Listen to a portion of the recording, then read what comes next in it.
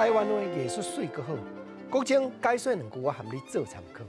解说，解文说理。好比咱来听一下日本时代的四句联男女对答，听好听到迄个时代的环境，100当前民间的气氛，男女互相应对的内容甲感情。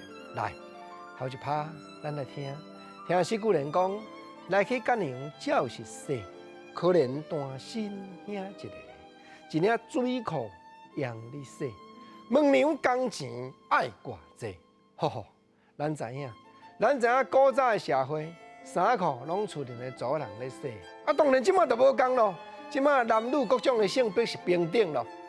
但是过去这个四句联就是表明，讲我着单身，无人甲我洗衫洗裤，所以姑娘啊，看到小姐伫咧溪边伫咧洗衫，讲我即领水裤让你洗好无？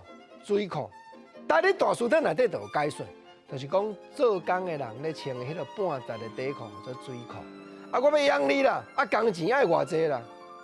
这个小姐人啊，听着讲对方这个查甫安尼讲，原来起爱笑，原来用四句联甲答甲应，讲娘我听着对嘴应，郎君讲话真巧神，甲君你说无要紧，讲着工钱免好应，对嘴应，就是讲吼，连想都无想，喙动喙就甲应翻头啊。郎君讲话真巧神，讲你讲话真机巧真艺术呢。我你一领裤养我甲你洗就好啊。讲到工钱，那就讲这是米缘故米好因。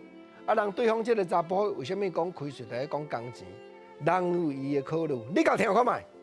听娘你讲是有影，我君说着互娘听，养娘你洗一半领，讲着无钱臭名声。哦，国生头拄我咧讲。听古早的四句联，听到迄个时代的气氛甲环境，原来这个查甫就是正人君子高义人。伊讲吼，我君说着互娘听，我让你说吼是一半领尔。毋过万不五里，若照路经过的人来去看到，讲啊，迄个咧甲国情啊洗裤，讲着无钱臭名声，你的名声互我拖累拍歹，讲咱两个是有咧偷来暗去上，所以我甲你品好名，博好听。